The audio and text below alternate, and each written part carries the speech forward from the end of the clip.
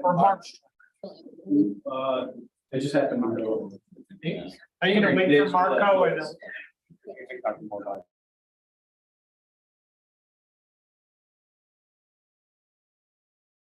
Get my joke?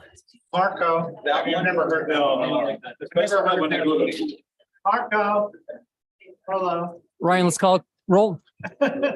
Mayor Godis, Here. Mayor Pro Tem Wellman, Here. Counselor Hershey, Here. Counselor Kaup, Counselor Dame, Counselor Stepp, Counselor Wusso. We have a quorum. All right. Is there any agenda changes or conflicts of interest this evening? While this is not an agenda change, we do have, we did make a change yesterday. So if you read our agenda, the first couple days of this week, you might have saw the Historical Society was on it. That has been taken off. We will consider that at a future date. So if anybody's here for the Historical Society, thank you for coming out, but we're not going to be discussing it tonight. Okay. Council announcements. Yes, Councilor Hersey. Oh, yep. Hold on. There you go. Mr. Mayor, last time you talked about mock trial, I just want to wish our Glenwood Springs mock trial team good luck at Jeffco. I know that Charlie will be there tomorrow judging, but team one is there competing at the state championship that starts tomorrow morning at the Taj Mahal. The Jefferson County. Oh, that's Courthouse. beautiful. Thank you. Okay. Bye. Any other announcements? Just want to congratulate the Glenwood Springs girls basketball team for a huge upset today. They're in the Final Four. The Glenwood Springs High School girls basketball team. Oh, great. Women's. Anyway, big upset. Congrats. Thank you. Anything else for council announcements? Okay. Citizens appearing before council for items not appearing on the agenda. Nope, you're all here for an agenda item? Is it Ned? Come on up, Ned. Ned, give your name. You got 3 minutes. Do your best.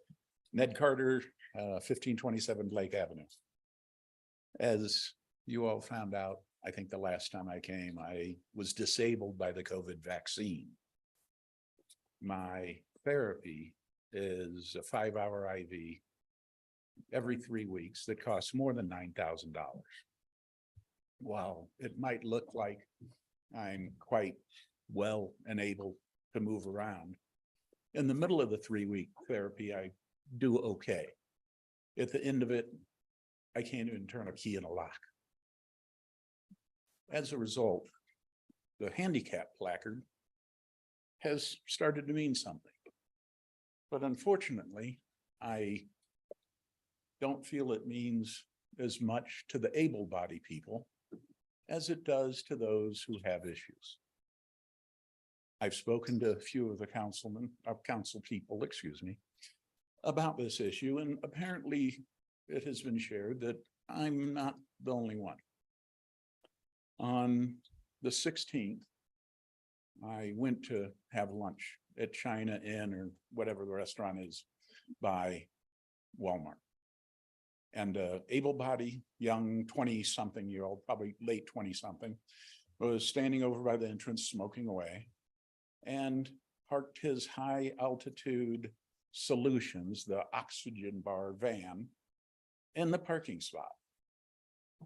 Having been the third time in 2 weeks that something like this has happened, maybe I acted inappropriately, but I was nice and I pulled my vehicle behind that vehicle. Called Glenwood, they responded. Officer Hampton assured me if that young man did not have one of these, that she was going to give him a citation.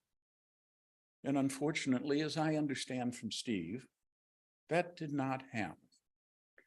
And not only should some of our laws be enforced better, but the trust between law enforcement and our citizens comes from the words of our law enforcement. And if a law enforcement officer says they're going to do something, the results should follow. How many warnings? Is this are handicap placards and parking spots new? I don't think so. And I wanted to share that, but thank you for your time. Thank you for your dedication. Thank you for your efforts in Glenwood Springs. It's a new situation for me to be. Thank you. Thanks, Ned. Sorry that happened to you. Anybody else?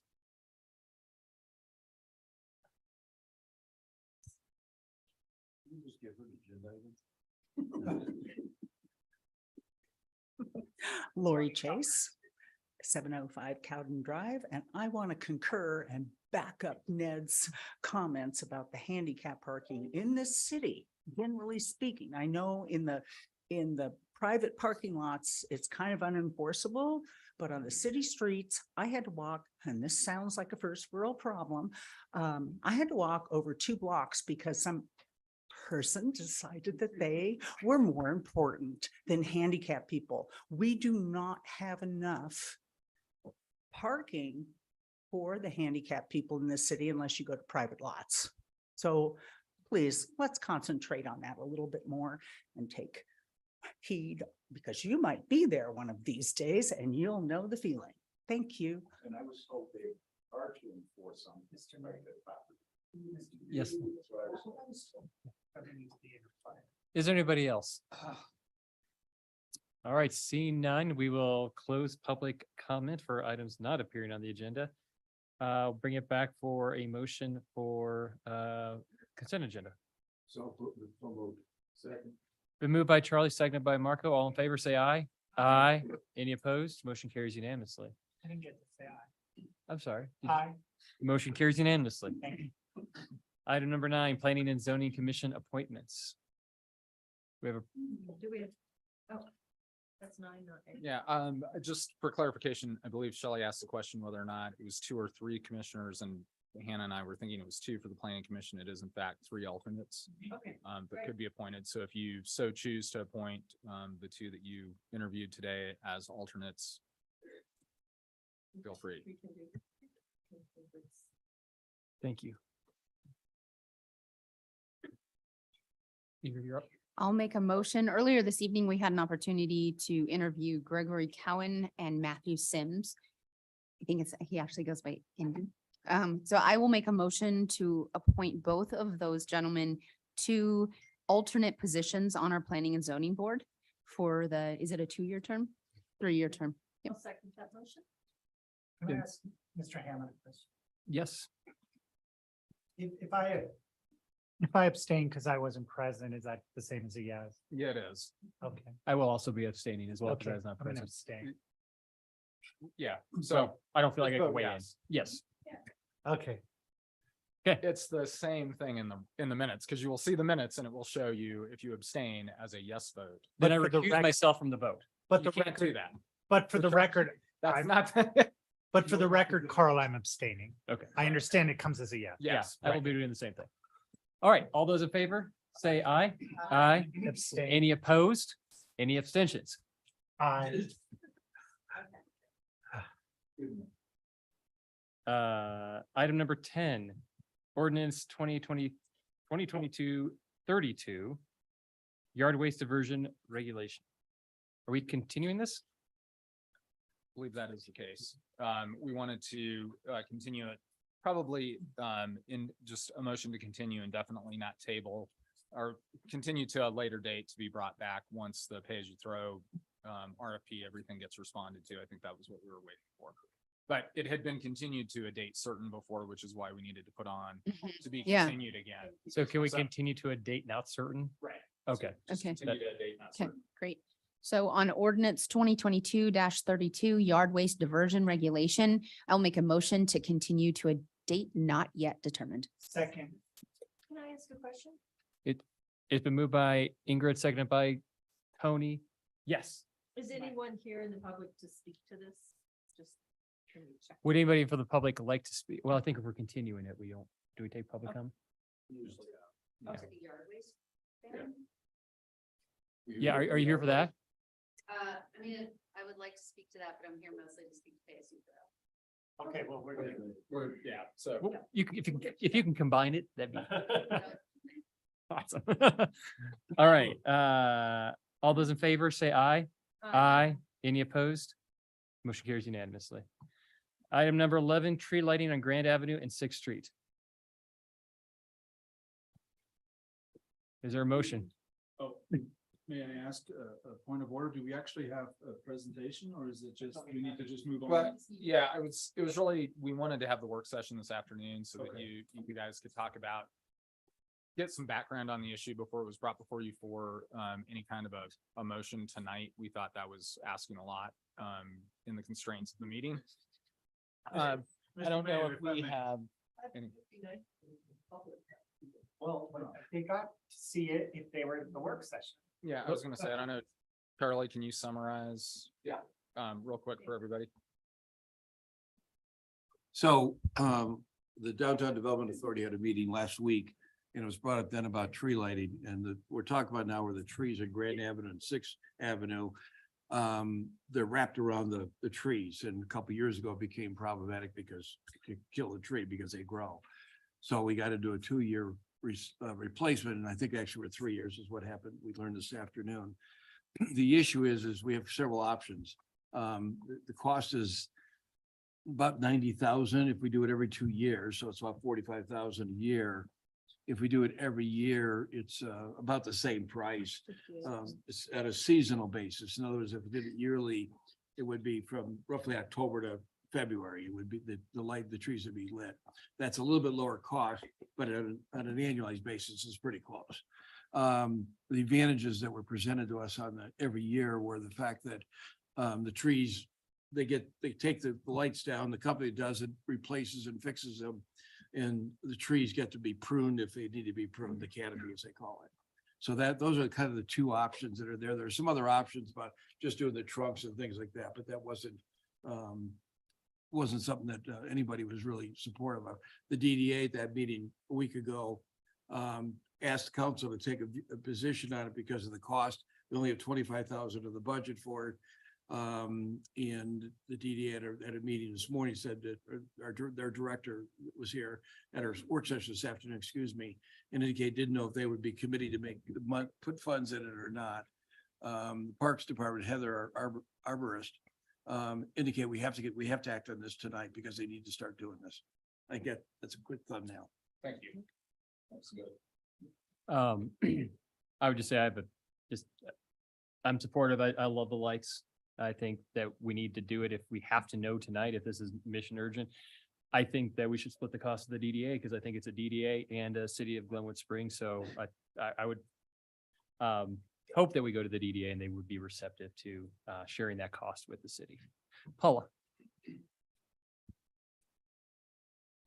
That point was brought up for discussion and as a result of it, because of the speed, we talked about maybe saying the city would cover it to allow the DDA to go back at the end of March and possibly share some of the cost, but not 50-50 is what we were considering.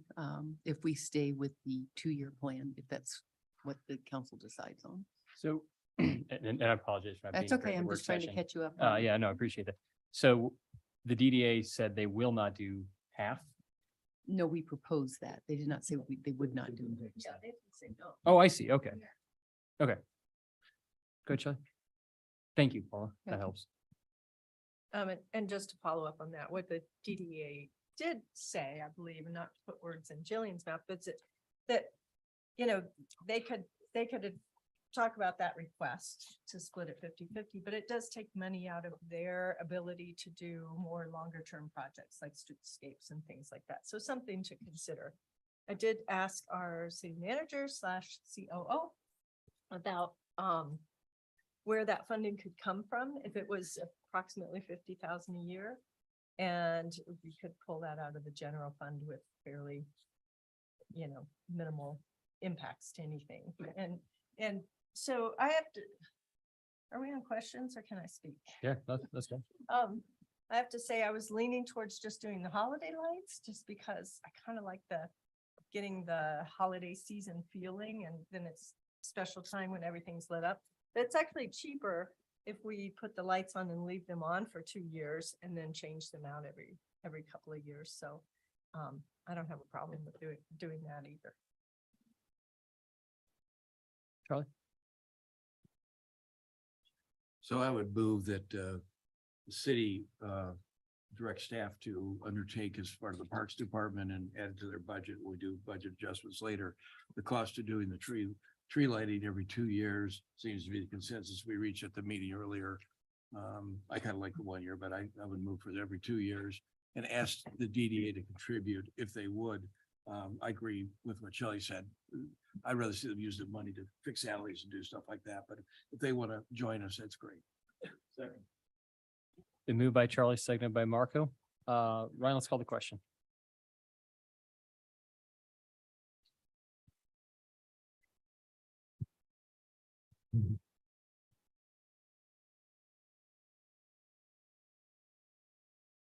It's unanimous, 7-0. All right. Next item is the item number 12, pay as you throw solid waste collection request for proposal. What?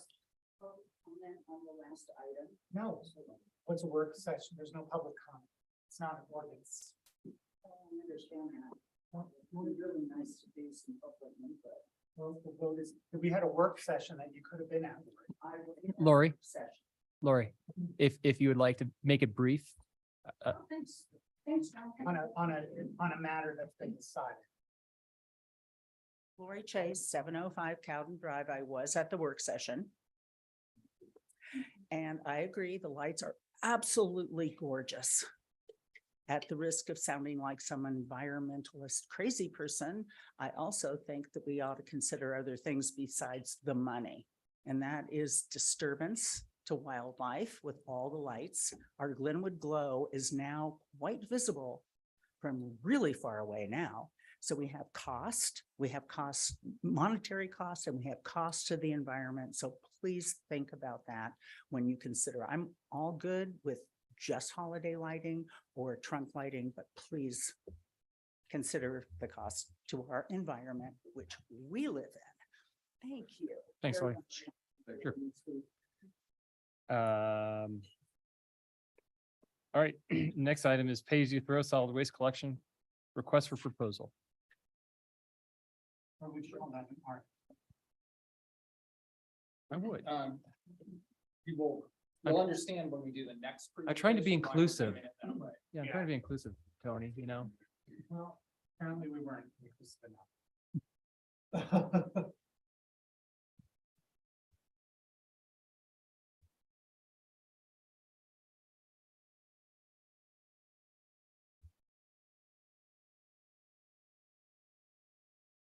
Sorry, one moment.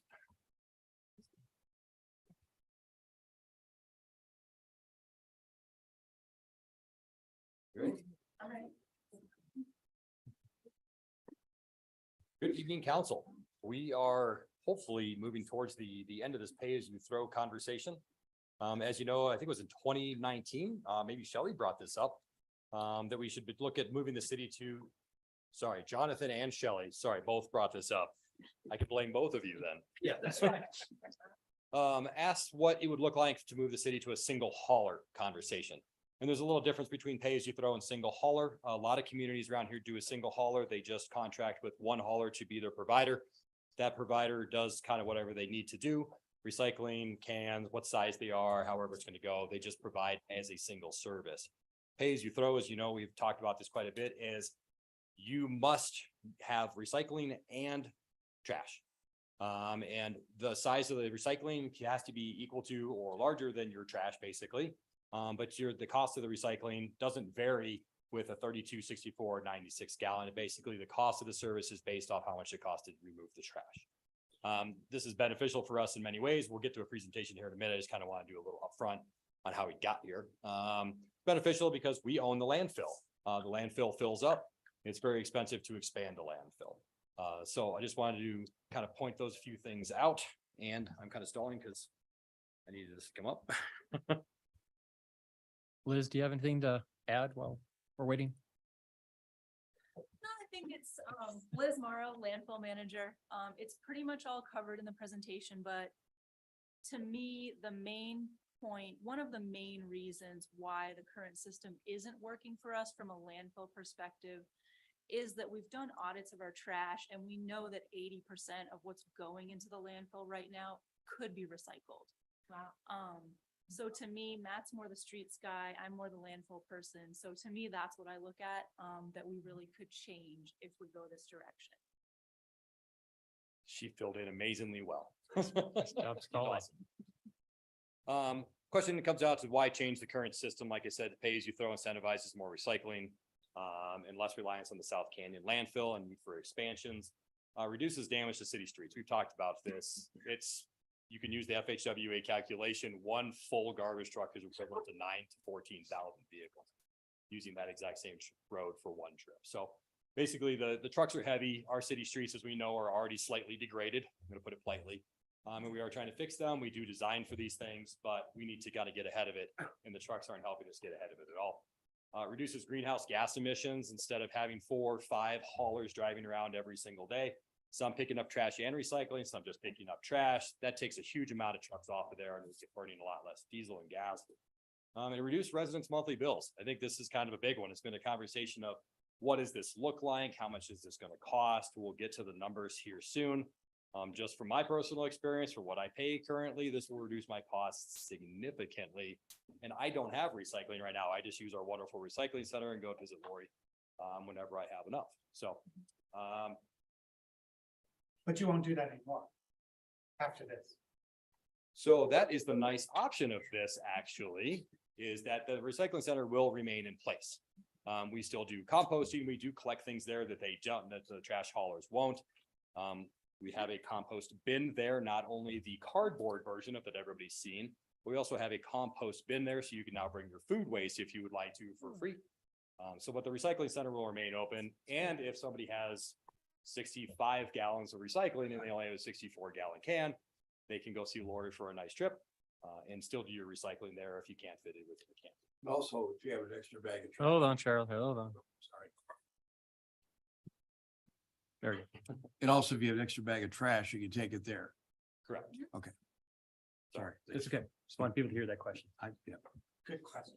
So what we found during our pop-ups, we did a lot of pop-ups all over town, thanks to help with Bree and obviously Liz, is the kind of the general comments that we got back were less trucks is better.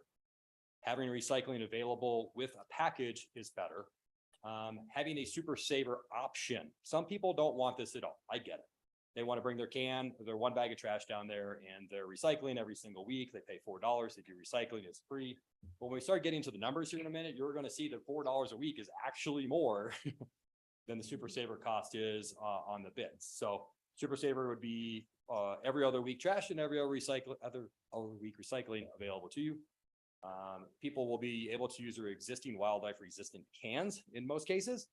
MRI has kind of worked through that process with us and they have more availability than the other company. And more education for recycling. That's the kind of the biggest thing, the biggest piece for us here. Is we want people to recycle. We want them to use recycling centers still if they have more than they need. Let's take the waste out of the landfill. As Liz noted, 80% of that could actually be recycled or composted or used in a different way. These are the collection services as of today. We call around, we all have bills because we live here, we kind of put it together. But the primary haulers, the trash only was between $50 and $55 a month for 96 gallons. Add recycling is another $20 to $35 for 18 to 96 gallons. Trash plus recycling is $70 to $90 a month. Once again, when we get to these numbers, you're going to see the numbers that we have for you are significantly less on a monthly basis. Some of the smaller haulers, VIP and Valley, were a little bit less costly, but the numbers we're going to put in front of you are still less than these two numbers up here. Current recycle center will remain open. Service to large residents. This is kind of the key here is the state statute only allows us to do this for facilities that are 7 units or less. So if you're a commercial business, industrial business, or units that have a large can that have 8 or more units, we're not even going to come in front of you. You don't have to come to this. But when we bring the ordinance conversation back to you next council meeting on March 16th, the ordinance itself actually kind of mimics a little bit like what Pickens County did and says, okay, you don't have to do pay as you throw, but you have to follow the rules. You have to provide a recycling service to the people who live within your facility. You're kind of meeting the same guidelines, and Lori can expand upon that if you want. Exactly that. I mean, it will actually be pay as you throw citywide, but it doesn't need to be provided through the city's contract. Other haulers that are providing large multifamily just need to follow the same rules. At the mic. Sorry. Would you like me to repeat that? Nope, Well, you're very. we got you. Lori's good. She's been on a lot of these things. So as I said here, this is kind of what the system would look like. Residents with carts, up to 7 multifamily. You know, the city will bill them, and the hauler will actually bill us. And the kind of the thing that we want to keep customer service up with, because that's the whole point of this. It's everything we do is customer service. We want to make sure people are happy. And we're not expecting those customers to have a complaint or need something to call Amount Waste and Recycling. They're going to call us. We're going to gather that information. We're going to decipher if it's something we can do or if it's something they need to do. And then that person will have a direct contact with Amount Waste and Recycling, and we'll make whatever that situation is happen. So in the first 60 days, it's going to be swapping carts in and out. Because you're going to pick something, I don't like it, it's too big, it's too small. Hey, call us, we'll make that work. And we'll start swapping them out. But that's really kind of part of this, I think, success of this program is customer service. Everything we do, if you do have poor customer service, it will not succeed. So that's why we have to hire an FTE for this process. And that person will be the direct link between customers, the city, and the hauler, so that we can move on and have good relations with them. Proposals received, we did receive one from Mount Waste and Recycling and one from Waste Management. Some of the things within those were Mount Waste Recycling is headquartered local operation in Carbondale. Doug and Herman are both here, and Bill. Actually, they're all here. Bill snuck in. They have a long history in the valley for single hauler residential contracts. They already do Carbondale's pay as you throw program. They do Riflesill and Newcastle, which I believe are just single hauler programs. They're familiar with pay as you throw. They are willing to go ahead and put the oops tags we've been talking about the whole entire time on the cans. Basically, before the drivers even get to the cans, these guys go out and oops every single one of them, so the driver knows what they're doing when they get up there. Hopefully, maybe the homeowner even will see what happened prior to the can being taken. We find that that's going to be the part of the success of this program is not just sending them an email or notifying them, but a direct yellow tag says, this is what happened. You're getting the first one for free. The next one will be a fee. Kind of thing, but it's just working with the community to be as open with them as possible and doing it as quickly as possible during pickup day. They have the ability to meet city's implementation schedule and residential service. So Waste Management, also a very good proposal. Nothing wrong with it. They are headquartered in Phoenix. They do have a local operation in Carbondale. They have a couple local people there. We have a long history in the valley. Also, they are familiar with pay as you throw. They are able to meet city's implementation schedule and most of the resident services needs. We had this conversation. I think Tony brought it up. He doesn't want people taking pictures of his trash when it's going in the trash truck. I'd rather have the tickets. Put the little yellow ticket on there. I don't need to take a photo of this or that. Let them know that way.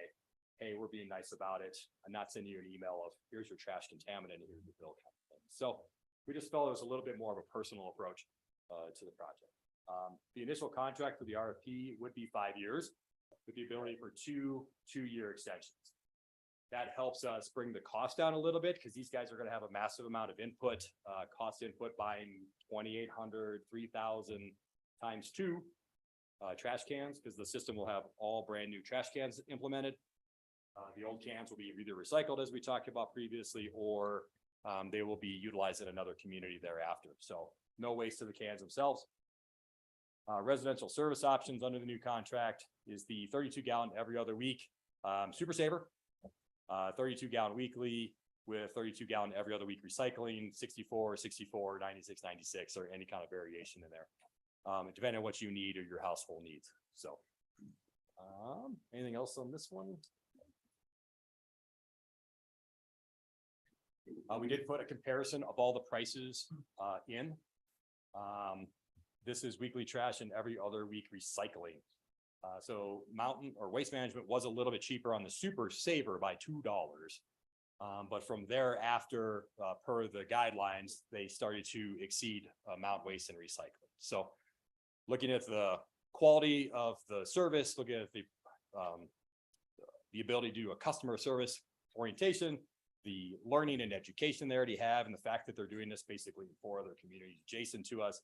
And they were the lesser of the 2 costs for the service themselves. That's why staff is recommending we start negotiations with Mountain Waste and Recycling as a pay-as-you-throw program, as long as you all agree.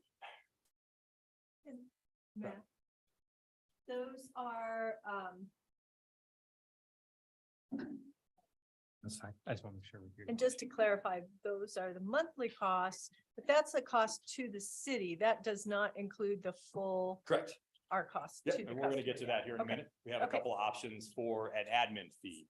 Okay, Carbondale charges an admin fee also. You have to pay for that full-time employee. You have to pay for education and a few other things. Couple slides down from here, we'll add that admin fee on and have that conversation also. But Okay. just so you can see what was actually bid out there, these were the numbers that were received for the weekly trash and every other week recycling, which is what we decided to move forward with and kind of verbally with the work session that we had 2 weeks ago.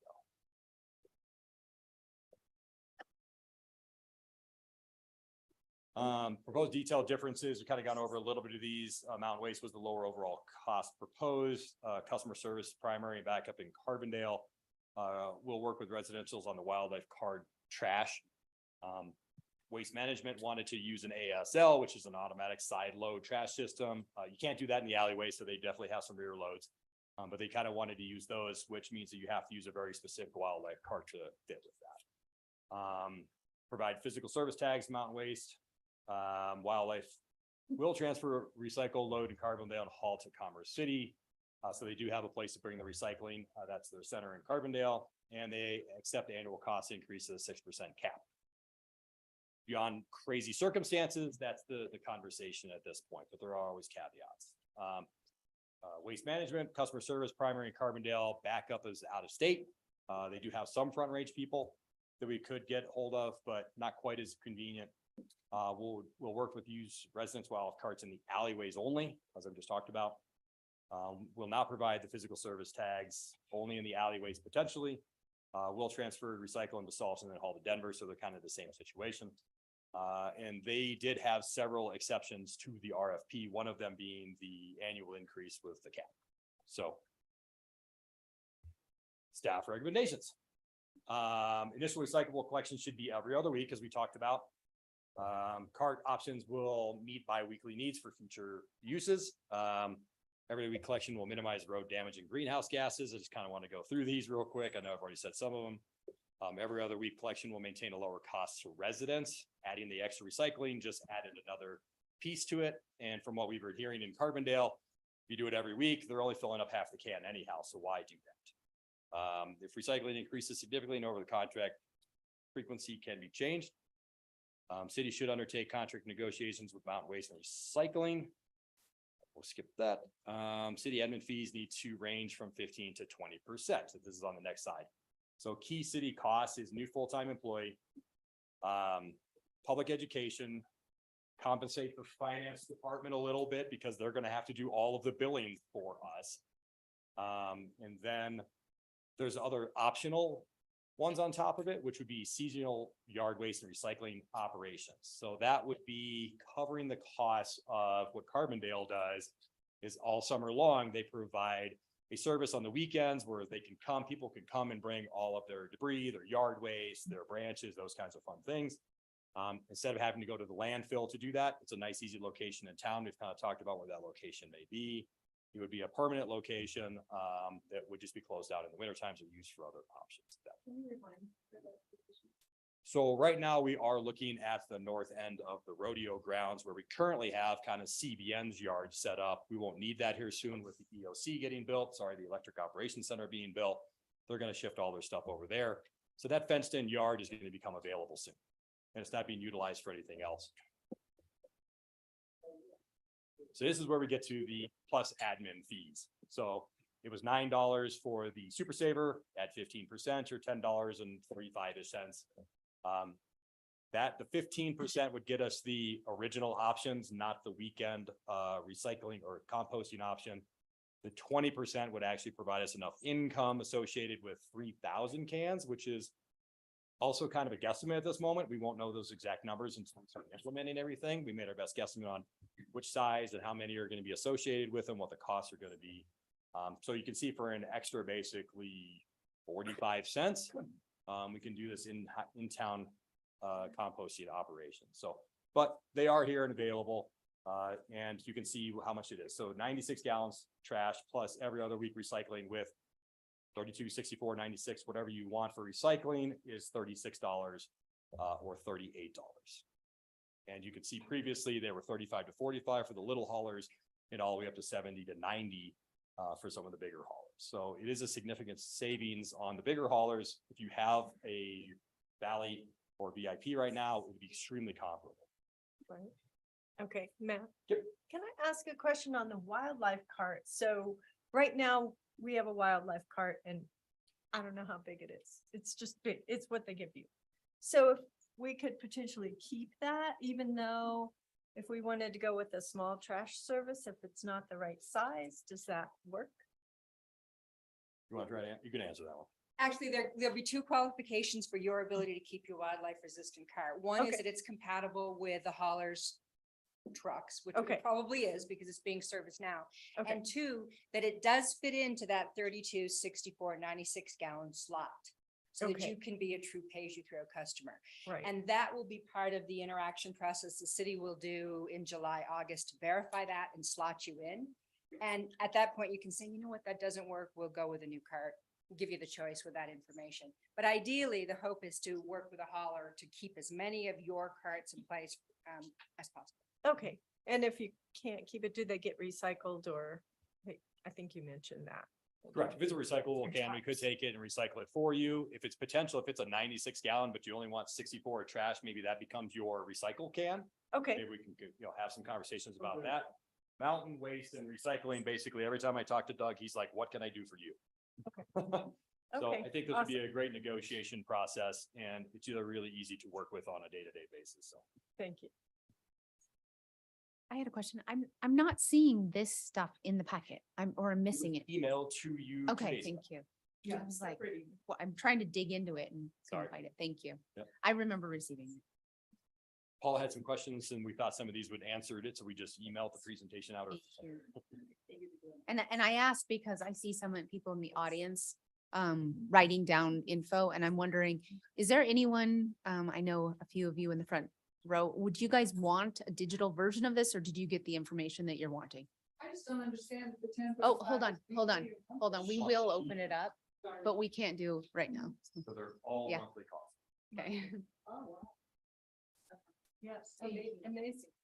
Oh, no problem putting this up when after we're done with this. I don't have a problem. Or putting you this can up. email it to anyone. Or you can email it to anybody that would like to see it. It's public information. Is there any other questions? I have a question. Or, yeah, go ahead.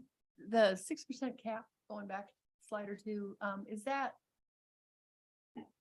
have any parameters on it? Like, oh, we're looking, before you can increase your price, why are you doing it? Some kind of justification? Because otherwise I kind of see, oh, it's always 6%. I'm just curious how the city will kind of manage that. with So the yes, dollar. the 6% was kind of based off of what the solid waste, wastewater CIP average was over the last few years.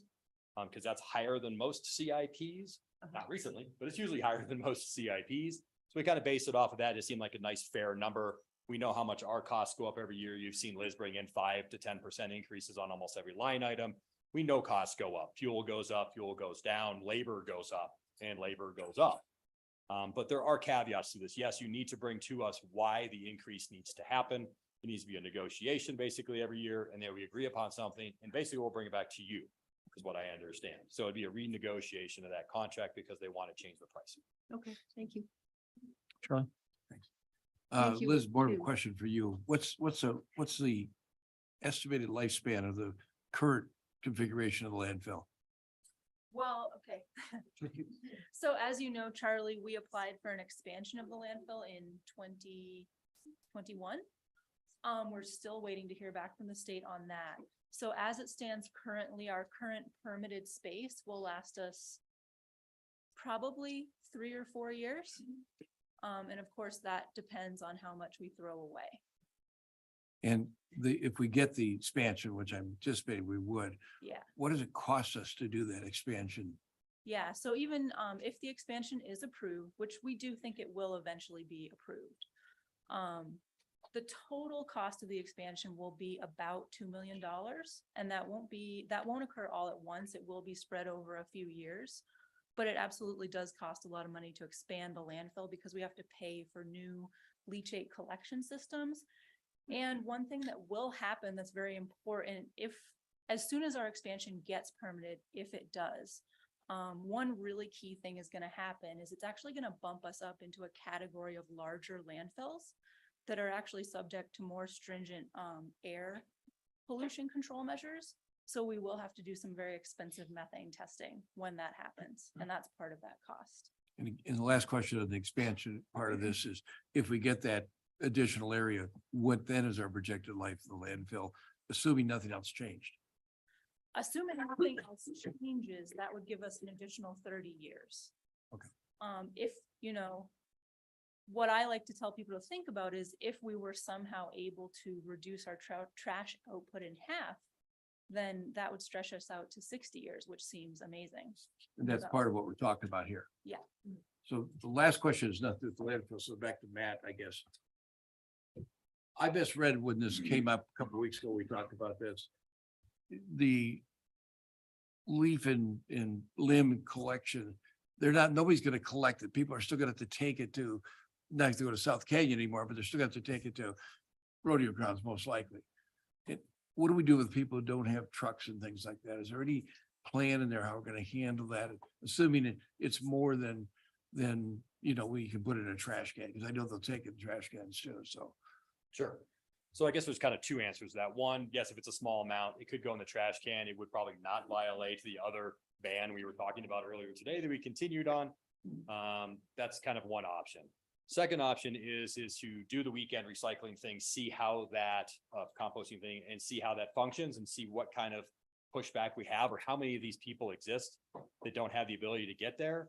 And then Mountain Waste Recycling did propose curbside compost collection. And I think that's something we asked them to. It's not part of this discussion really. We're not basing our decision off of it by any means, but they did propose it. And it's something that we should sit down and talk to them about a little bit more, and then sit down and talk to you guys about it a little bit more to see if that's something that we would like to get into. That would give them that option of, okay, I'm just going to put it out by the curb. There is a company already in town that does that, and they'll take as much as you put out there.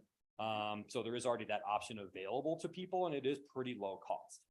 So I'd like to see how the weekend thing goes, and if it's 10 or 15 people, or if it's 200 people, because obviously the compost collection, curbside compost collection will be based on a little bit of, is it 5 people that want to do this or 500 people that want to do this? We kind of need to know that a little bit. I have some comments, but I'll wait till later. Okay. Any other questions? All right. Thank you. Thank you, guys. Thank you. Sure you're gonna be needed to, so don't go too far. Anybody? Implementation schedule, are we good? You guys saw that? Yep.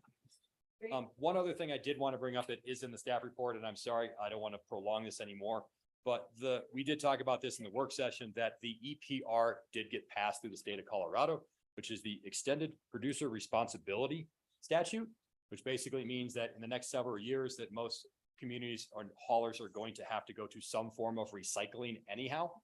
And that the money collected from the EPR program will then go back to help pay for that recycling program. And there is potential that us being so far ahead of this curve, and we know how much we're recycling and collecting, that we'll be able to get payments almost immediately versus other people will have to get a track record together to figure it out. This is coming to the state of Colorado. So whether people like it or not, EPR is going to force pay as you throw to happen. So that's it. And then we'll take public comment. Matt, on that EPR, I know, but just so the public knows, how will that impact on the rates to the citizens? So the answer to that question, Paul actually asked that question also, and we don't know. Nobody really knows the answer to that question yet. It could cover all of the recycling costs. It could cover a portion of it until we really get into it, until the commission really figures out how that whole process is going to work, how much it's going to cost, what they're going to collect, who it's going to get dispersed to. You don't really have an answer to that. Do you have a better answer than that? The expectation is that a majority of, if not all, the cost of recycling collection, whether it's curbside or drop site, will be covered. The caveat there is that the legislation will cover a core group of materials, and it'll be the typical recyclables we have in our program now. Won't necessarily include batteries or textiles, but the expectation is by about 2026, 27, that all of the costs for collection will be covered.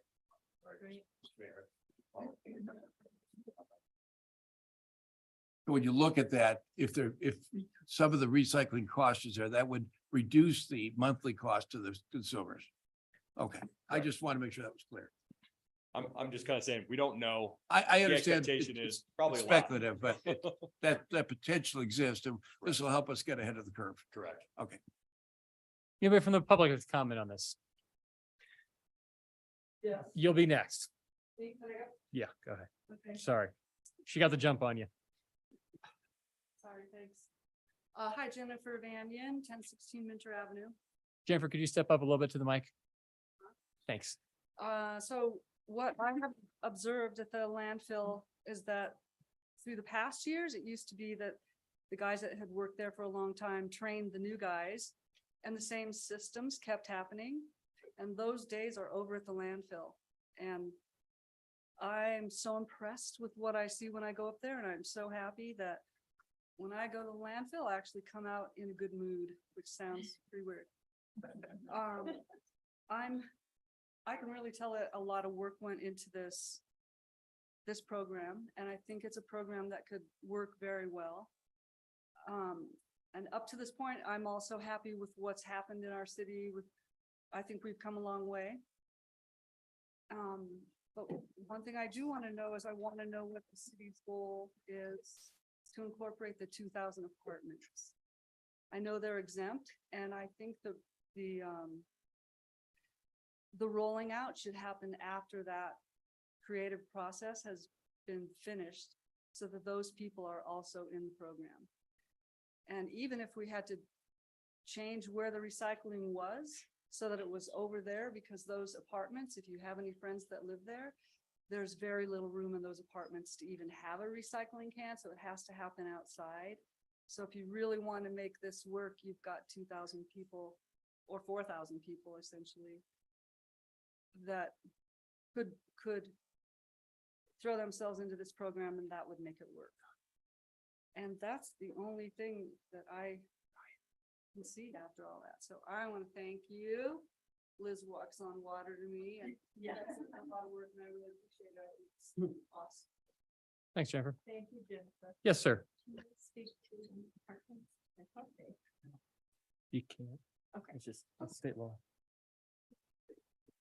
Ray Tenney, 928 Cooper. Thanks for the opportunity to address you. My wife and I have had a chance to review the staff memo and the proposal in some detail, and our math shows us that we're going to pay 140% more for trash service after you include the city's admin fee. So that's noticeable.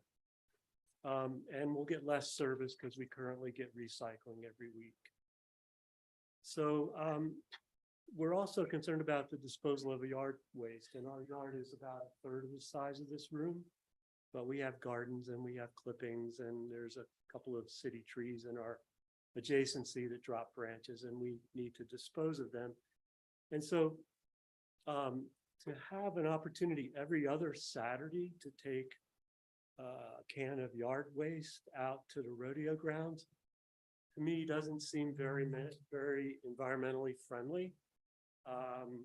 You're going to end up with a line of people with one trash can of yard waste.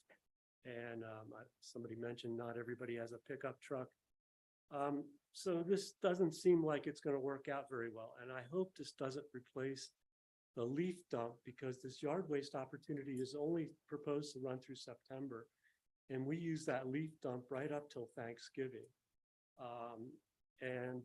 So that's been a real help for us, because we don't have anywhere on our little lot to compost leaves.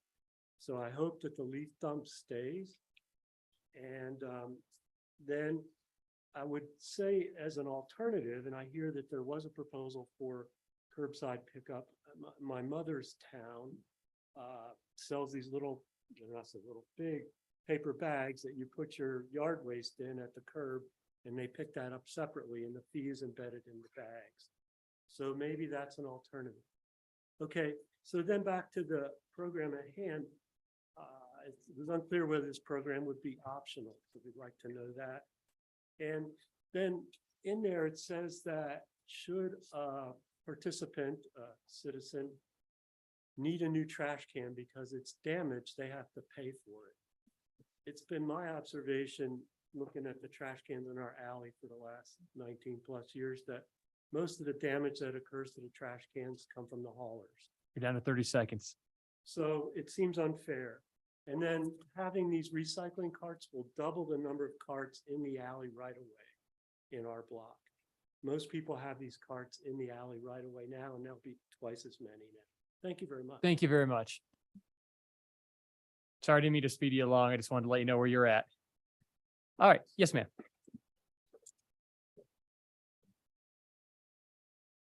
Bailey Lepic, 1116 Westlook Drive. I am really excited about pay-as-you-throw and single hauler for 3 reasons. One, sustainability combined with not wanting to deal with what happens when the landfill fills up, especially after an expansion.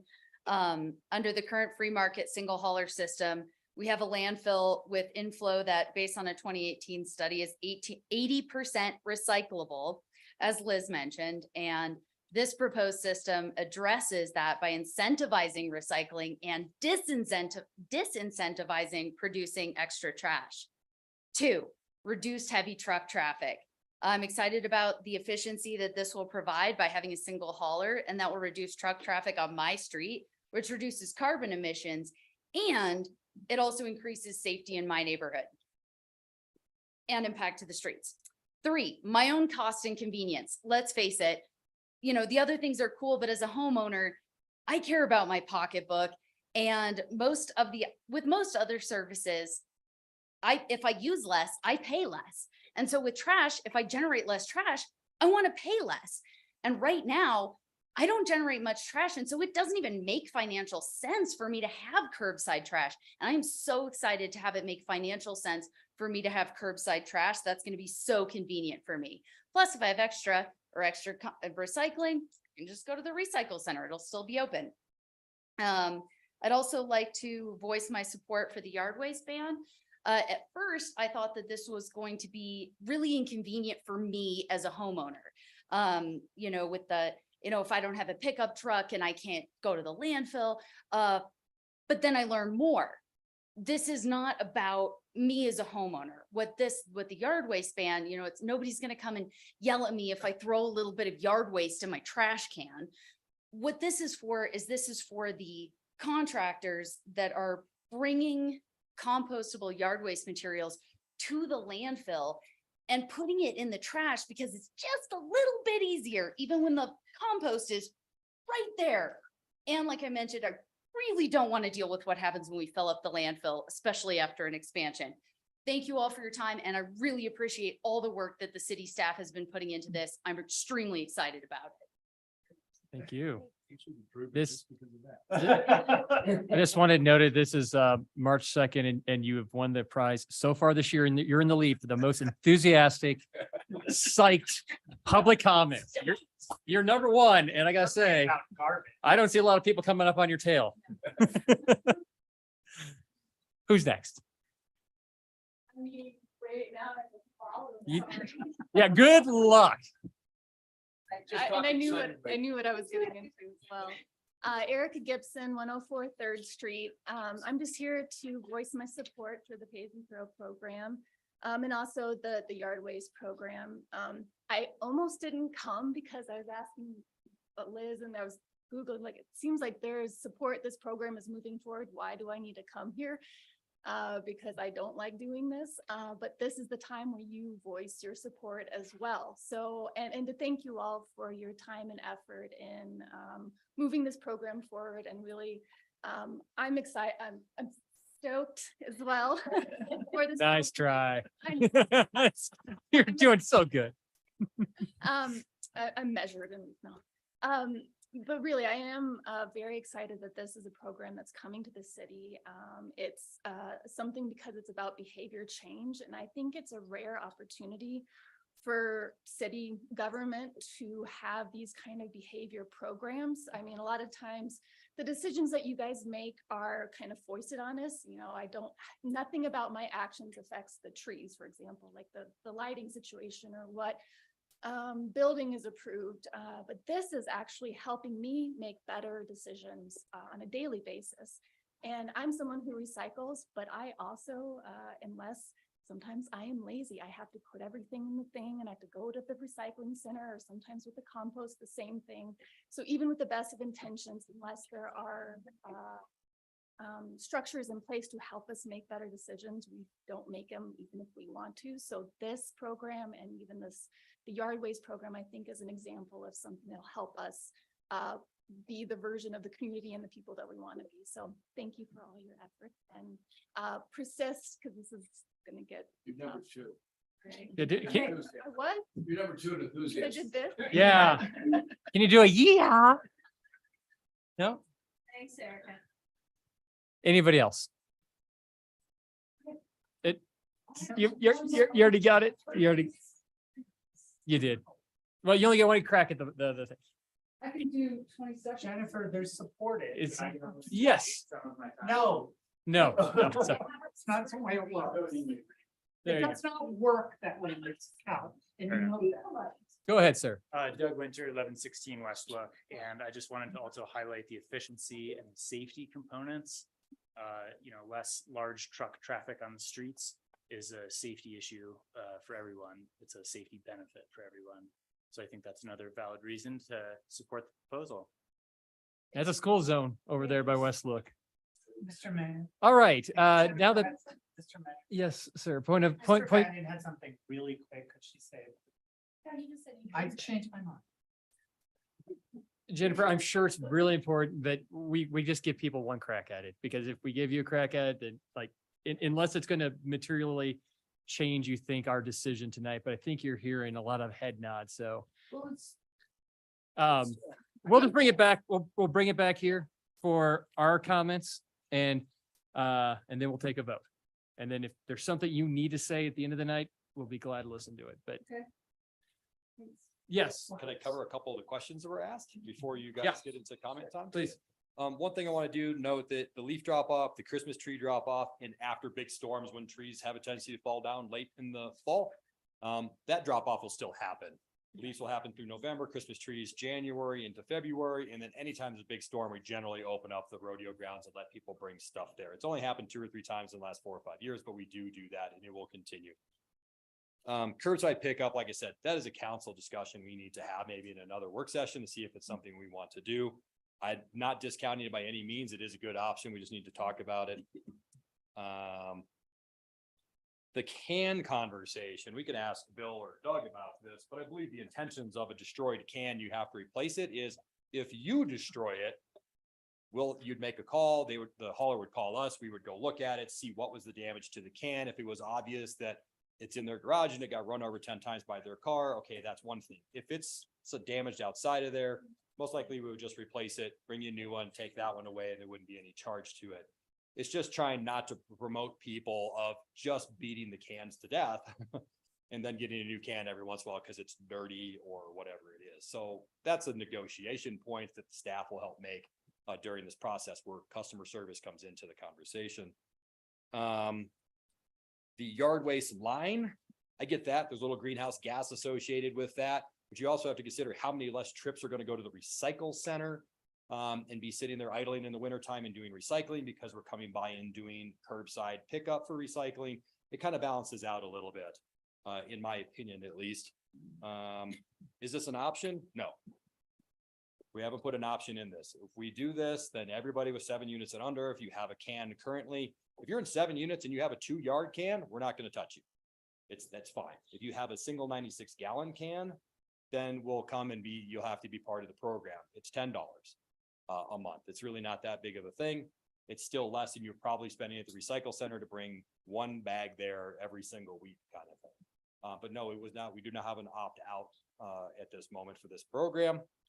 And then going to the apartments conversation a little bit, that's the point of the ordinance. So we're going to put an ordinance in place that not only does everybody have to be part of the pay-as-you-throw program, if you're not, because you opted out because of state statute, you still have to follow the same rules. So those apartment complexes will have to follow basically the same rules. They'll have to provide recycling, they'll have to provide trash, and they'll have to separate them out. So it's going to cause some different difficulties for the haulers, but they're well aware of it. They've been through this process. Most of the two haulers that bid on it are the ones that service most of the apartments around here. And then Lori had an EPR note too. Yeah, come on in. Qualification to that. Yeah. The code language that we propose does apply to group accounts, so HOA accounts, whether, and that is still to the cap of 7 units or less. Got it. But what that's trying to do is capture HOAs that might be served by a hauler other than the city's contractor, so that all HOAs, all group accounts of that size still have to do pay-as-you-throw, whether they're in the contract or out. You want to mention your EPR note? Oh, yes, the EPR funding that we talked about that would pay for collection and even processing of recyclables, that core group, will apply to the residential programs 2006, 2027. It will hit commercial programs 2028 by state statute. So commercial recycling will be covered a few years after. So the EPR program is a bit of a burden on the people producing the materials, obviously, but it is a benefit to everybody using that actually wants to recycle those materials. So we're trying to get everybody into this. The state statutes limit what we can do, but we're trying to get everybody in the fold as much as legally possible that Carl will let us get away with. Shelley. I'm ready to make a motion. Great. If we want to open it for discussion and then we can go from there. I would like to move that council direct staff to enter negotiations for the pay-as-you-throw services with mountain waste and recycling based on their response to the RFP. With the 20% level of administrative costs so that we can include the yard waste pickup. And sustaining the recycle center can be included. Administrative fees are to be evaluated after the first year of the pay-as-you-throw program to determine the effective level. Been motioned by Shelley, seconded by Counselor Step. All in favor, say, no, just kidding. Everybody wants to talk. Sorry, I don't want to deprive people. I was like, I just saw a half hour of our meeting back. Go ahead, Charlie. So I guess I mentioned, I want to make a comment, the yard waste issue to me is significant because it creates a lot of waste. It really makes the community look good if we can pick it up. I think we need it as you negotiate. I fully support this motion, but I think we need to do is to negotiate to see there better way to pick up, tree limbs and things like that. Maybe even in the spring, not a spring cleanup, but something that the contractor could help us with that would help people who don't have the ability to get things to the dumps, things like that. That seems to be the feedback I get on a regular basis by not having spring cleanup. I think it's, we're trying to get our yards clean, get our bushes trimmed, all that kind of stuff. So if we could get something in there, I think that'd be good. And I mentioned at the work session or last time we talked about this, if we can get that part of it even started this spring, whatever it is, I think it'd be good to have that this summer, not wait till next summer, because otherwise we're gonna be next summer on the yard waste. So those are the two comments that I have. And I think we should pursue the compost option. I thought it was part of this, but maybe I misread that. So I definitely think we should pursue that. Paula. I'll agree with Charlie that I'd like to see the yard waste system set up as quickly as we can figure it out, especially, I think every time we have a council chat with the neighborhoods and speak to them on the street, everybody misses the spring cleanup. So I think that's the core of that is that yard waste. But I did just want to also bring up, because this was a question that I asked earlier, and I want the public to know that there will be an opportunity if you're not in town for 2 or 3 months because of a snowbird kind of situation where you go to Arizona, that the city is allowing that gap in service that you're looking for. I think that's really important to people who. Thank you. I did not put that in the staff report. That is correct. Thanks. Tony. I appreciate the passion on this council and the passion from a member of the audience, and she's right about sustainability and the damage to streets. But the gentleman who lives on Cooper, whose last name I just forgot, I'm sorry. Mr. Tinney, I agree with him. I have some concerns here. I drove to the hospital today, and if I had been in a Soviet T-34 tank on the Russian front, I think the roads would have been better. I wish this council would show the same passion for this issue as they do, or would show the same passion for the streets as they do for this issue. I'm embarrassed when I talk to people in this community and people who come here to visit, and it's not the streets department's fault. It is a lack of funding. It is a lack of foresight from councils for 25 years on fixing these streets. Now, that being said, obviously this is going to maybe help it, but I don't like this sort of control, like this is the user you're going to use, and maybe you can keep your wildlife can, and maybe we're going to take your cans away and we're going to determine, which carrier you use. And I like the free market. I think it works. We've already driven one carrier out of business. And once you pass this, or out of this community, and once you pass this, there are going to be others who go. And it's unfortunate that they're not going to bid on this. I think the gentleman in the back is probably going to do a great job for this community.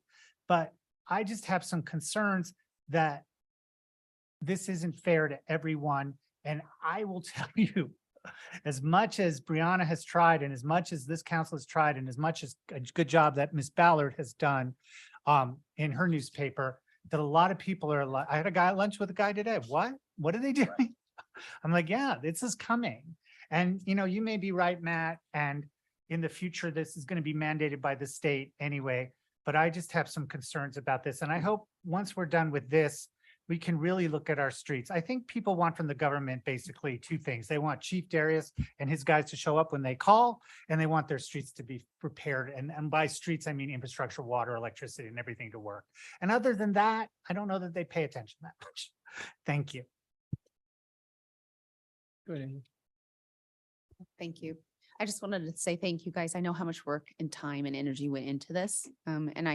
And I don't think, well, I do, I'm hearing that it is going to be mandated by the state.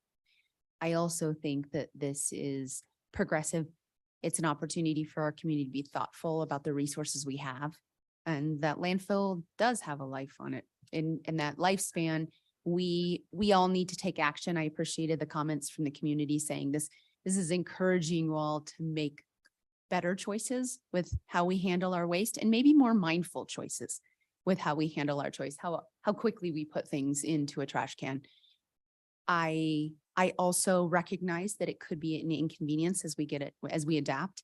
And for that, I'm sorry for the inconvenience for anyone who's impacted financially. I know we've had other utility bills increasing.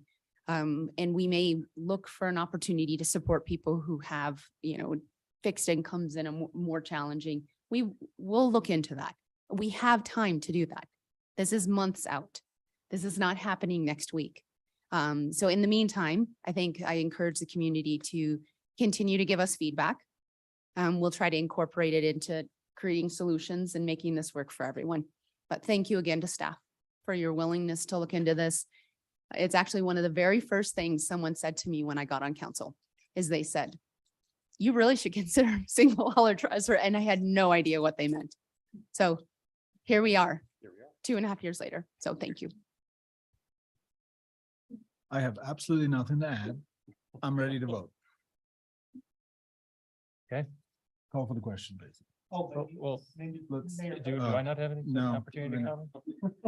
I just want to move forward here. I do too, but so I think we're talking about limbs and extra pickup. I think that the easy thing would be just if you need it picked up, you call these guys, and per price they quote, yeah, it's a standardized price, depending on how much you need to picked up. Anything less than that, then everybody else has to subsidize that thing. So I think that, a per price when you're talking about that would be my preference. And I'll probably use it. I'll probably get paid up because I don't have a way to get it there either. I think. No, it's a Prius. That you're confusing the Prius with the trash. And Tony, I appreciate your comments, but if for no other reason, even if nothing else changed, 9,000 to 14,000 vehicle trips on our streets is a street saving program in of itself without anything else. So I think part of a robust streets program of fixing streets and maintaining street is also preventing water infiltration and heavy traffic and the degradation of our existing streets that are in moderate or decent repair, although there are few and few of those. So Ryan, let's call the question.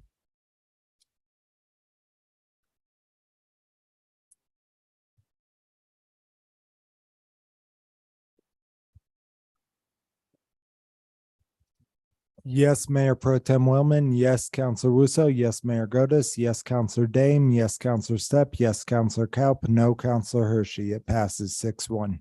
Thank you, everybody. Thank you, everyone. When we get into negotiations, we'll bring up all these things you guys brought up. So, thank you.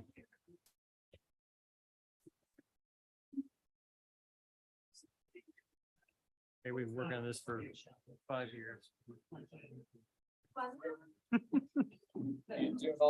All right, digital accessibility, House Bill 2110 update, number 13.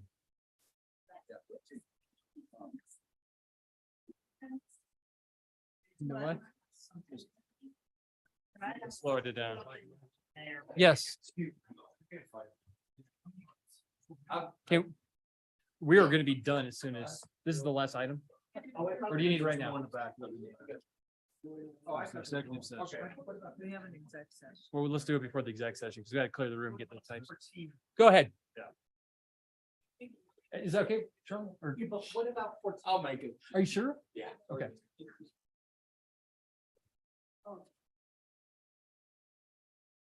Hello, good evening, City Council. My name is Brandon Starbuck. I'm your Public Information Officer.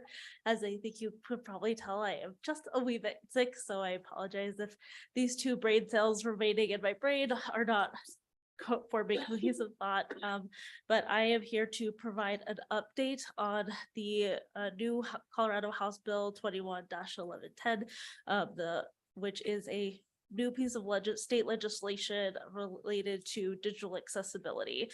Essentially, it takes the ADA and expands on it to explicitly say that that as a government organization, we cannot discriminate against our community members with disabilities, which is something that of course we would never want to do. In essence, the three things that I want to leave you with are: one, this is an important priority. This is touching very many things. Not only do we have our websites, but we have social media. We have a number of websites. We have all of our software and hardware and all these things. So this touches a lot of stuff. And even tonight, we heard things about accessibility concerns, but this is specifically an update regarding digital accessibility. So it's terribly important, for our ability to serve our community members and also make sure that we're in compliance with this legislation by next year in 2024. The second thing I want to leave you with is that there's a lot of work happening behind the scenes. So this is one of those things that the public doesn't necessarily get to see, all the work that is going into the back end. So every single web page, every single document, every single form that we are creating, we are doing our best to meet those accessibility standards, while also providing a pathway for folks to be able to reach out to us if they need assistance getting that in a format that works for them. This is of course impossible to get every single thing in a perfect order by 2024. We have been around for a couple of decades or so. And that means that we're certainly not going to be able to get everything there, but we are providing a pathway for folks to be able to get the information they need, get the services and programs that they need, and without any discrimination there. The third thing is that we are making very good progress on this effort. Myself and Sarah Weigel are sort of leading this from the staff end, and while there is still much work ahead of us, we feel that we are making good progress. With that, a few of the compliance measures that the city has undertaken is the creation of an accessibility policy. So you may have started to see on, for example, our city notices and on other materials, like the city of Glenwood Springs ensures meaningful access, et cetera, et cetera. And if people want interpretation or an alternative format, they can reach out to myself or others on the ADA coordinator team, and we will make that happen. We want people to be able to participate because everyone being able to participate is a core tenet of civic life, and we want that to be able to happen. With that, we are got so close. with that, we are doing our best to try and put that as many places as we can to just spread awareness that this is something that people can access if they need it. So again, on notices, on web pages, on various other materials, putting it out there so that people know that that is an option available to them, even putting it in our email signatures. We're also updating our procedures regarding requesting those services. So we're asking that folks reach out if they can 48 hours ahead of schedule events to request those, but we will do our darndest to make it happen if folks reach out shorter than that. And certainly we will always offer some way to try and meet people's needs. The next effort that we've undertaken is quite a lot of staff training around this. I myself has probably taken over 10 hours worth of training because it is, again, the website, all documents, so emails, Word documents, PDFs, PowerPoint presentations, Excel documents. So think of any of those that you do in your day, making sure that they're all compliant, social media and our website. The entire city staff has either started to take or has completed training regarding what they need to know depending on what their role is for the city. And those are also being made into long-lived modules for as we continue to onboard new staff that are able to access those modules and learn what they need to know, and we can make sure that folks are fully prepared to be able to meet that expectation. We have also added onto our 3 main websites, cogs.us, which is our main city website, glenwoodrec.com, which is our Parks and Recreation website, and gscbn.com, which is broadband website accessibility modules. So folks are able to adapt the web experience to their needs. So for example, you can use the widget to make the text larger or highlight text, a bunch of other tools because disability comes in many different shapes and forms, and this is a way for folks to be able to modify the user experience to tailor to their needs. Next is implementing best practices again on new content. So as we've trained, putting that expectations out to remind people like, hey, make sure that you're doing alt text or writing out full links of titles and a bunch of other things. So making sure that we're implementing these now as we work towards this 2024 deadline. And for things that are not new, but are business critical content, making sure that we're remediating our existing content with a focus on business critical information. That would be stuff like public safety information, utility payment information. So focusing on that business critical content. Sarah has been working with our departments to begin updating our various forms to make sure that they are fillable and accessible, which is more complicated than it sounds. And we are slowly working our way through that list. We have also begun discussions with the various third-party vendors that we work with to make sure that those softwares are either making plans or understand that this legislation is coming down, because they will also have to be compliant. Even though we're not running those systems, they also need to be able to meet these needs. So that has been, if nothing else, adding that accessibility policy wherever we can, again, to provide a means for folks to get the services that they need. Lastly, we've assembled an ADA coordinator team, of which Steve Frederick, our recreation manager, has volunteered to be our ADA coordinator in name, and then myself and Sarah, along with a few other folks, will be managing inquiries that come in and also meeting quarterly to make sure that we're discussing progress on all the things that we need to be making progress on, as well as looking forward to other projects that we need to add to the list. There are so many other things that I could tell you about this, but yeah, happy to open it to questions. My questions are, one, you said that in the email signature lines and things like that will you disseminate that to us too, so that we could also add that? Absolutely. And in fact, there's probably a cheat sheet coming your way as well as to what that means to have That's an accessible awesome. document. That's what I was hoping for. And any trainings you think would be helpful for us, I would like the opportunity to take them as well. Of course. Thank you. And then my last thing is that I was focused, I was listening, but I was also on the cogs.us site, and it's really cool. You all should check it out. You can actually change it. I just played a little bit, and there's one that's for dyslexic. And you can change it so, and then it changes the fonts, and that's so cool. It I is love very it. Thank cool. you. Thank you for taking this initiative. And I mean, I know that it was kind of required, but I think you guys all took it with some enthusiasm to include everyone. Yep. Thank you. Charlie. Okay. And Bree, I appreciate all the work you're doing. The question I have is where are you out in the public getting feedback to see if this is working at all? Have you reached out to the public at all? We have had in the past a couple of disability forums for members of our disability community and their caretakers to provide comment not only on digital accessibility, but a number of other accessibility matters. We haven't done necessarily like a outreach specific to digital accessibility. We're working on just getting to compliance, but certainly with that same outreach tool, we have on the website an accessibility tab. If folks do have feedback, questions, comments, concerns, ideas, we, as always, would welcome that. And I'm not critical of anything you've done. I've tried to listen and follow what you were saying. The list will help me too. But, you know, I'm on the board of Mountain Valley Developmental Services, and we serve a lot of adults with developmental disabilities of all natures and kind. I would think it would be prudent, for lack of a better term, reach out to Sarah Sims, the director, say, hey, we're doing this.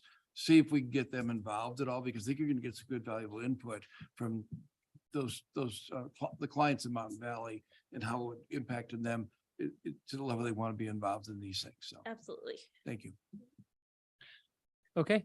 Thank you very Yep, much. no action, but great Okay. information. Thank you, Brianna. Yeah, and I just, you know, to kind of take along that, I will tell you of all the jurisdictions I work in, Glenwood is really leading on this issue. This is a state mandated change that we need to make.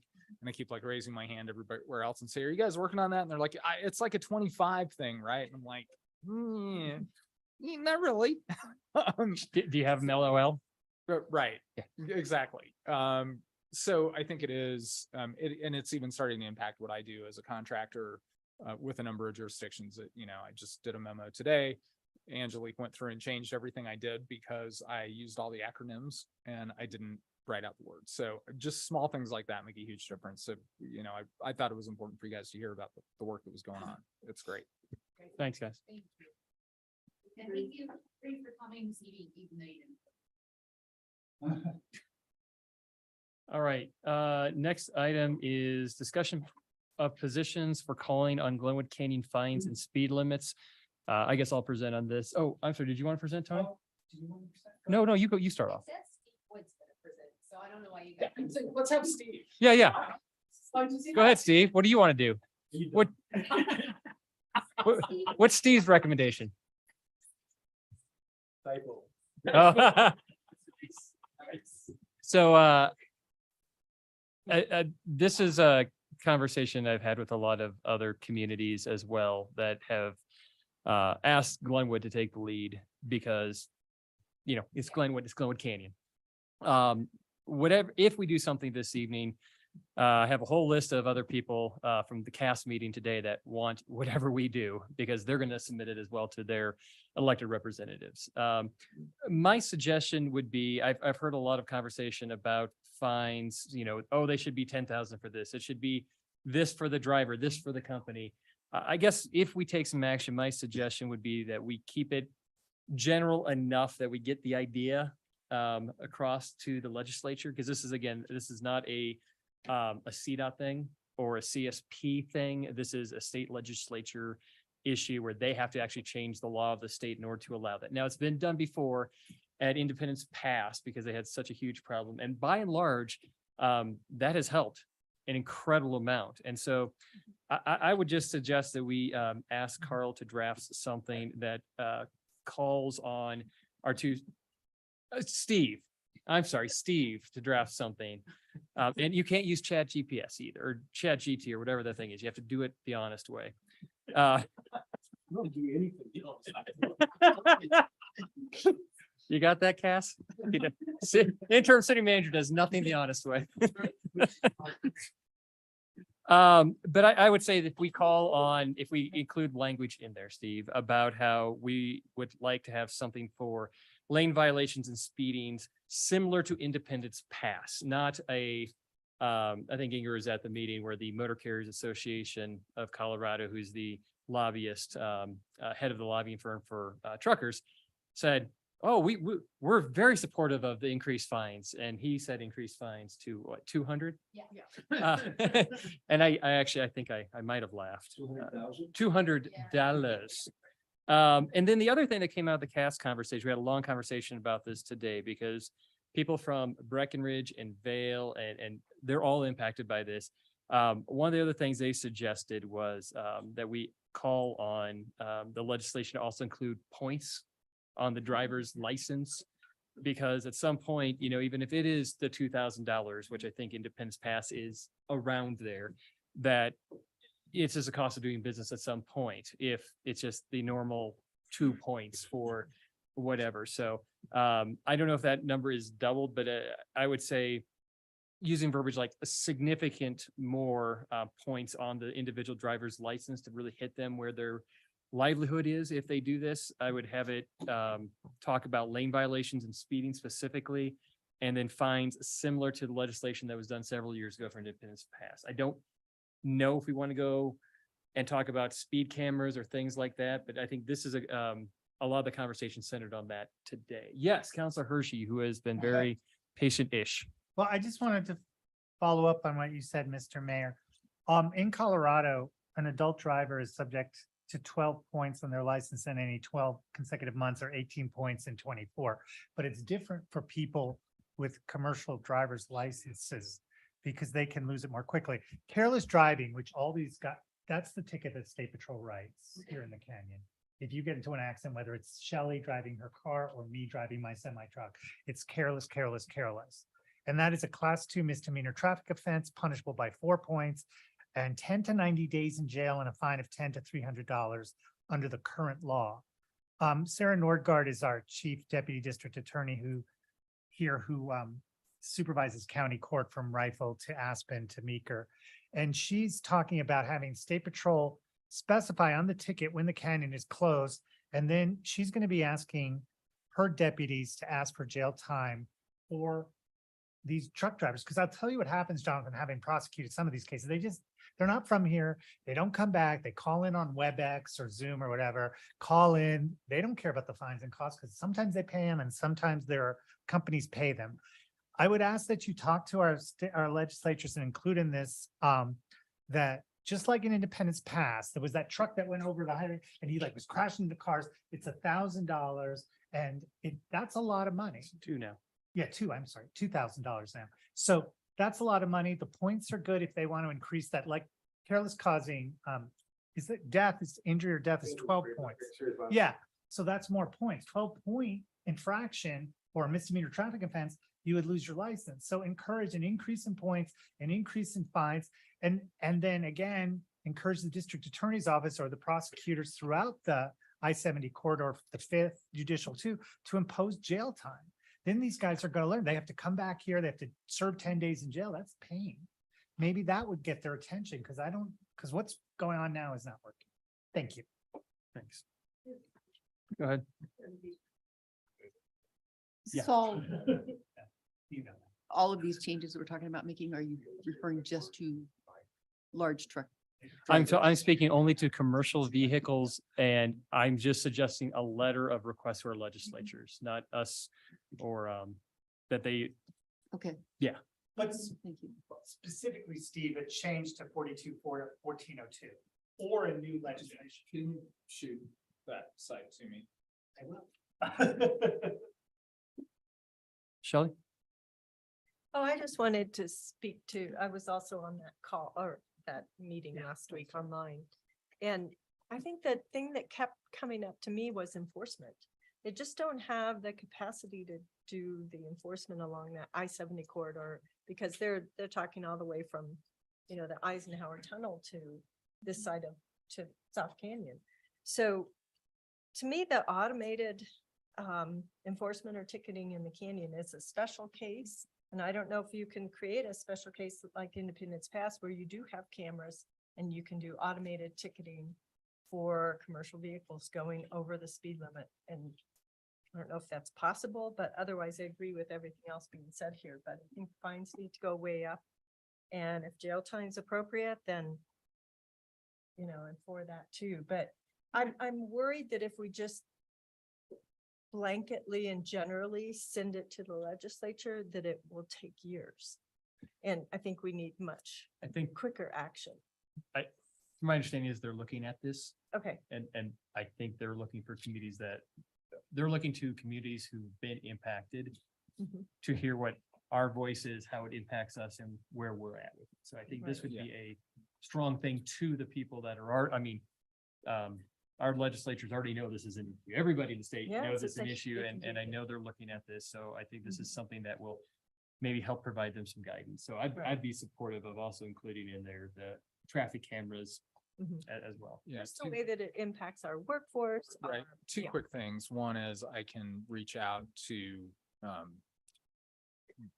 Director Liu in particular and find out who's sponsoring legislation so that we can get the letter to whatever committee it's in right now to make sure that that's there. I'll also offer up, since Jonathan likes going to Denver, I'll offer up a Yes. mayor for testimony along with our acting. can do or, remotely. along with our acting city manager. The other one that I think it would be worthwhile to include for them to consider is some kinds of civil sanctions against the motor carrier companies. Because one of the things, I don't know if you guys noticed that if you attended the CDOT presentation, the motor carrier lobby is big on trying to minimize the impacts to them, blame somebody else, whatever. And, you know, most of these have been company trucks. And I think that part of this drivers are fungible. Yeah, there's a shortage right now, but to any large company, a driver is fungible. So they lose their license, they lose their livelihood. The motor carrier company doesn't really care that much. And so I think that we need to also think about how do we tag them with something that is meaningful to change their behavior and their attitude towards their drivers. Right, that sounds great. Thank you. So I've heard four things, I think. I think I heard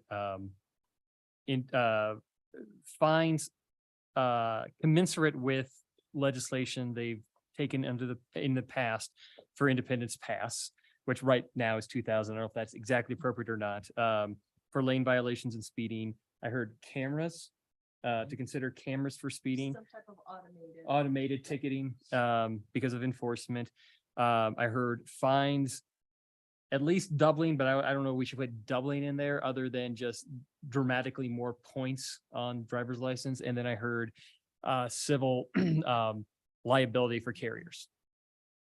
And possible jail time. Well, it already calls for jail time. Okay. I could send you the elements. So if folks are okay with that, Mhm. is that general head nod? Yeah. Okay, Let me add that to you. so thank you, Steve. Yeah, yeah. Thank you, Appreciate it. Steve. See how fast I was? Make sure they actually get it, you see it. Yeah. Okay, council comments. Okay, Ingrid, Charlie, and then Paula. Oh, I am out of town next week and I have a Parks and Rec meeting on Wednesday evening at 6:30. I'm wondering if someone would be able to attend in my absence. I won't be there because of the river commission. Oh, thank you, Paula. You gonna be there? Rock on. There we go. Pretty good. So She's gonna be I'm on there. the river commission, it's a Yeah. joint session. Mhm. Cool, Thank you, double Paula. duty. Problem solved. Charlie. Yeah, I want to comment. I mean, we had issues in the closing of the park construction. I just want to talk about that, just not a lot. It's been probably over talk, but one of the things I think we need to be careful of when we get something like this coming from the dais is we need, if we can, get prior notice. And I know that was a kind of an emergency situation, but it would be nice to have better staff input and things on that if we can get it. I'm not critical of staff at all, because they got it, as I understand, just a day or two before, but we really have to be careful of making decisions from up here that aren't on the agenda so that people don't have input. I really think we ought to be cautious about not doing that in the future. Not saying the decision was wrong. I'm just saying we need to make sure the public understands we do value their input on those types of things. So that's all. Thanks. Shelley? I had a comment too, just on, and I don't know the history behind it, but I'd love to just have a discussion with council, maybe from staff, and get the explanation. But again, on the parking garage, it sounds like at some point, overnight parking was not allowed there. And it was, that overnight parking for that neighborhood was part of actually an approval of a remodel of a building that was built and improved down there. It does. So I would just like to understand, we don't have to do it tonight, but maybe at a future meeting, if that can be explained. And Can you be specific about, I'm happy to do whatever you need, but can you be specific about what you want to know, what information, so I can properly research that and give you accurate? I would like to know why the downtown public parking garage was closed to overnight parking for the residents of the neighborhood. Certainly. Okay, Yeah. all right. Yeah. And yeah, I think you said it wasn't, that's why when you're shaking your head, so. yeah. So if we can get that maybe at next meeting or something. Paula? Are you done? I'm just, it's a little bit to what Ingrid brought up in our last council meeting, is that we're in the season where our commissions and boards are changing, and one expressing appreciation for those who have served. And I think I brought this up last year, that if we could do a letter to those people who are term limited out or decided not to go again, that'd be great, just officially from the city. And I think with our names on it, city council, I think that would be appropriate. And then I also want to point out that as these absences come up, and we just had another resignation from the River Commission that wasn't term limited, that there are spaces available. So it'd be great if the public took up the call and served our community by being on one of these commissions. And in particular, our Financial Advisory Board, the FAB board, I think has 2.5 openings, because Steve Beckley has said he will sit on it till we can find a replacement. And it's lots of people out there, and it'd be great to find people coming forth and being a part of this. Yeah, it is. Okay, anything else? All right, report from the city administration. It's my understanding that the Glenwood Springs High School varsity hockey team is 16-4 and ranked #1 in the state. They play on Saturday in the semifinals. If they win, they'll play for the state championship on Tuesday. So go Demons. Wait, if they win? When they beat the team they've already beat twice. Right? Yeah. No, they have a real chance of bringing home a state title. Where are they playing? That's exciting. Colorado Springs. I think in Colorado Springs, yeah, in a big arena. Yeah. Okay. Yep. Broadmoor. Thank you. City attorney. Sure. I only have one thing tonight. I'd like council to consider canceling or moving the April 6th meeting. Passover starts on April 5th. And I think it would be, we were just talking about inclusivity. It is 2 days after the election. We always do a light meeting anyway, because we can't seat council members until the second meeting in April because of the overseas and military ballots getting back. So I'd like to put that out there, because I need to put a resolution on in the next meeting if we are going to cancel it. But I think Steve and I have talked, and I think we can, gives everybody a little bit of a break, which would be kind of nice. We have the new manager coming on kind of right before that meeting. It would give her time to settle in with staff. I think we can get away with doing it if it works for you guys. Do you need an action on that? I just need direction to bring back. I need to do it by resolution at the next meeting. Sure. Okay, will Beverly be at the next meeting? Is that her first meeting? No, her first meeting would have been the 5th or 6th rather. So I will make a motion to cancel the April 6th, 2023 meeting in lieu of a lot of different events, but in particular to be inclusive to those who celebrate Passover. I think we need to do an ordinance. We need to do a resolution, but thank you. Okay. That's just the direction. That's Yeah. correct. Yeah. Yeah. I think I have a question. Nice tidy motion. Yes. I guess I have a question for the new manager starting, if she was planning to have a meeting. My Sorry. I have a question about the new city manager starting, and if that was gonna be her first meeting, is that a problem, or could we have some earlier meeting just to have council sit down with her, or? I'm pretty sure she's planning on trying, once she hits town, to sitting down with all of you individually. As Okay. she gets settled in. You know, I thought it's kind of fun. We can have a first managers meeting the same night as the first council's meeting. Select a lots of fun stuff going on all in one. I am a horrible human Yes. being. Yes. Okay, so you don't see it as an issue. Anybody? Okay, thanks. I'm sure her favorite part of this challenge. Okay. Can we take a break before executive? Yeah, why don't we move into exec so we can clear? Can we adjourn? Yeah. Can we have a vote since there was a motion? Oh, yeah. Yeah, all those in favor, say aye. Aye. No. Any opposed? Motion carries unanimous. Why don't we adjourn executive session so people can leave and then Yeah. we can take a break. Can I make a motion to adjourn at the end of executive session? Yeah, so, all those, Make a Hey, motion Ingrid. to adjourn at the conclusion of the executive session. Let's get into it. okay. Been motioned by Tony, seconded by Marco. All in favor, say aye. Aye. All opposed? Great. Okay. I would,